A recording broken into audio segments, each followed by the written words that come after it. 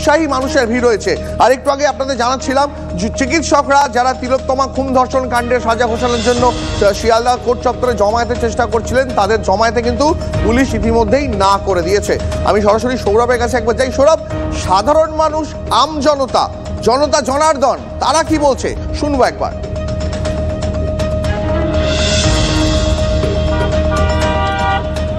দেখো, একেবারে জনতা জনার্দনের কাছে চলে যাব, কারণ শিয়ালদা আদালত চত্বর আর কিছুক্ষণের মধ্যেই সাজা ঘোষণার প্রক্রিয়া শুরু হয়ে যাবে। ঠিক সেই দিকেই তাকিয়ে রয়েছেন জনতা জনার্দন। তাদের দৃষ্টি কিন্তু একেবারে শিয়ালদা 210 নম্বর ঘরের যে এজলাস, সেই এজলাসের দিকে রয়েছেন।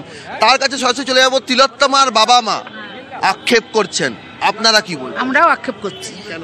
আমরা এটাই আক্ষেপ করছি যে একজনা সঞ্জয় দ্বারা এই কাজটা হয়নি, আর আসামি কোথায় গেল তাদের খুঁজে বার করা হোক। তাদের বের করার পর সাজা ঘোষণা হলেই ভালো হতো।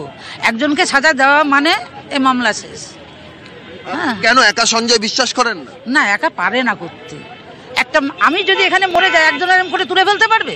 পারবে না। অতএব আরও লোক ছিল, তারা কোথায় গেল? এটাই আমাদেরও প্রশ্ন।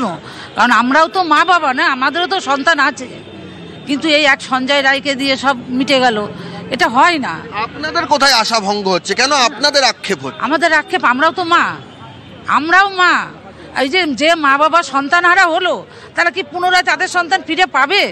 পাবে না। অন্তত বিচারটা যদি ঠিক পেত, সঠিক সব আসামি ধরা পড়তো, অন্তত এইটুকু তাদের শান্তি হতো যে না, মেয়ে তো আর পেলাম না, যাক বিচার ঠিক হয়েছে। এইটাই আমাদের আক্ষেপ। সৌরভ, এই একই কথা জানো তো, এই যে কথাটা ঠিক এই ভদ্রমহিলা বললেন, ঠিক এই একই কথা বোধহয় বাংলার সব মায়েরা মনে করছেন বলেই আমরা দেখেছিলাম 14ই আগস্ট মধ্যরাতে বাংলার বহু মানুষ একেবারে দল মত নির্বিশেষে তারা রাস্তায় নেমেছিলেন। সৌরভ, আমাদের সঙ্গে থাকো, আমি তোমার কাছে যাব। তবে একবার শ্রাবন্তীর কাছে যাই, কারণ শ্রাবন্তী দীর্ঘদিন ধরে কোর্টের প্রসিডিংস কভার করছে। শ্রাবন্তী, একটু সহজ করে আরেকবার জানতে চাইবো যে আজকে সঞ্জয় রায় আদালতে ইতিমধ্যে তাকে নিয়ে এসছে পুলিশ, আজকে প্রসিডিংস এর পরে আর কি কি হতে পারে, তার জন্য কতক্ষণ সময় আজকে বিচারক অনির্বাণ দাস নেবেন বলে মনে করা হচ্ছে?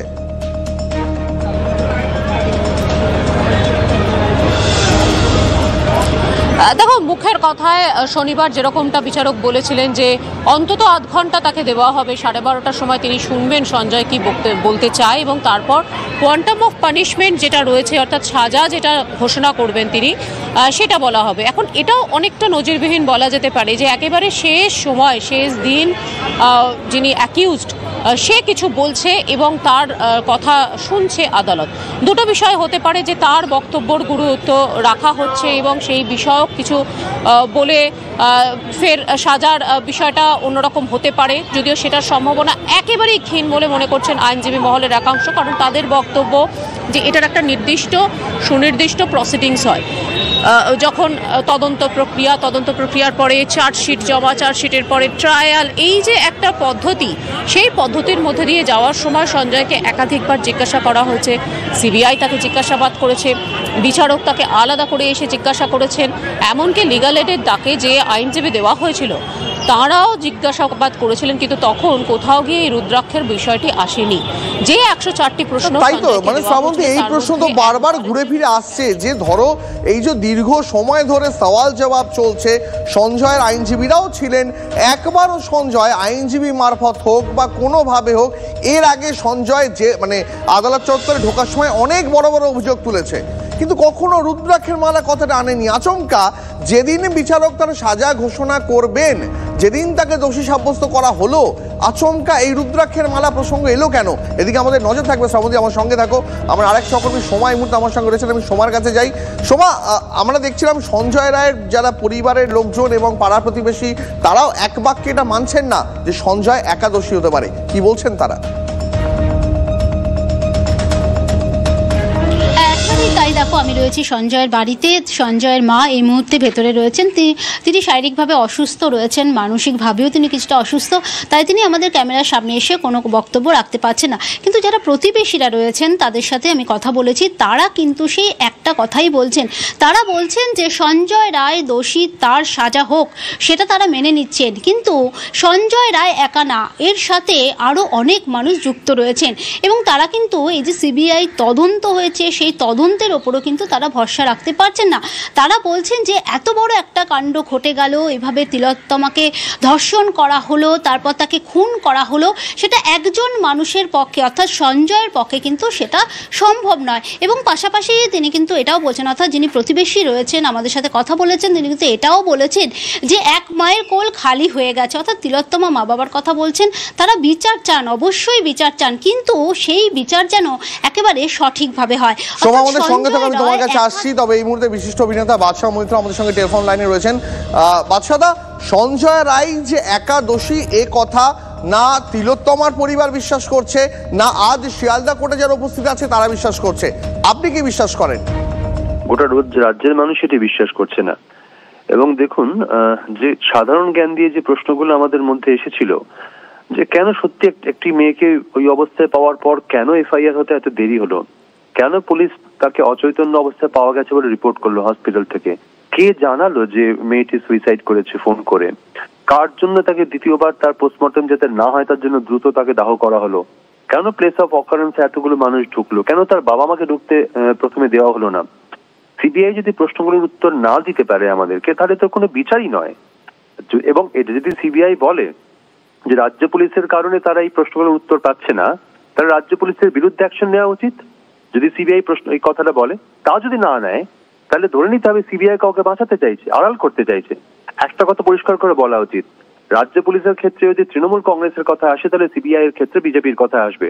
তাহলে কেন্দ্রের শাসক দল কাকে আড়াল করতে চাইছে? মেয়েটির বাবা মা যে প্রশ্নগুলো করেছে অত্যন্ত ভ্যালিড প্রশ্ন, গোটা রাজ্যের মানুষের মধ্যে সেই প্রশ্নগুলো আছে। কি সেই তদন্ত যেটা থেকে সুপ্রিম কোর্টের মাননীয় বিচারপতি আটকে উঠেছিলেন? সিবিআই কেন একটা প্রশ্নের উত্তর দিতে পারছে না? কাকে আড়াল করার জন্য? আমরা রাজ্যের মানুষ বিচার চাই। বিচার মানে কোনো একজনকে ফাঁসিতে লটকানো নয়।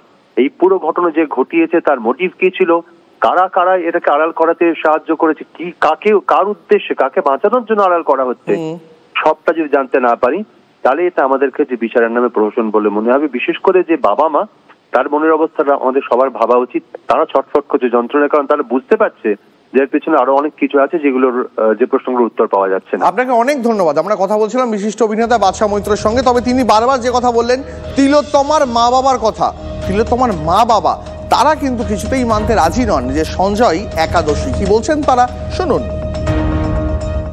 জজ যেটা ভালো মনে করবেন সেটাই করবেন, এবং আমরা কিছু চাইছি না। জজের উপরে আমাদের পূর্ণ আস্থা, বিচারকের উপরে আমাদের পূর্ণ আস্থা আছে। আমার মেয়ের হত্যার সঙ্গে অনেকেই জড়িত আছে এবং তথ্য প্রমাণ লোপাটের একটা ব্যাপার তো আছেই, সেগুলো সব সামনে আসবে এবং তারা সাজা পাবে, কঠোর থেকে কঠোর সাজা হবে, সবারই কঠোর থেকে কঠোর সাজা হবে, এবং তার জন্য আমরা যতদিন লড়াই করার দরকার করব। আমার মেয়ের খুনির যারা, সঞ্জয় একা এই কাজ করেনি, সঞ্জয়ের পেছনে আরও লোক জড়িত আছে, তারা এখনও সিবিআই তদন্তেই আসেনি। আমি চাইব যে তদন্ত প্রক্রিয়া আরও এগোবে এবং আসল দোষীরা ধরা পড়বে এবং সবার কঠোর থেকে কঠোরতম সাজা হবে, তখন আমার মেয়ে আত্মার শান্তি পাবে। সিবিআই তদন্তই ঠিকঠাক করেনি, কোনো তাদের উপর কোনো চাপ এসেছে নাকি আমরা বলতে পারবো না, তবে সিবিআই কাজ ঠিকঠাকভাবে, পুলিশ 5 দিনে যেটা করেছিল সিবিআই 5 মাসে সেটাই করেছে। তার প্রমাণ হচ্ছে সন্দীপ ঘোষ এবং অভিজিৎ মণ্ডল 90 দিন পরেও চার্জশিট না দিতে পারায় ছাড়া পেয়ে গেল, এবং এর উপরে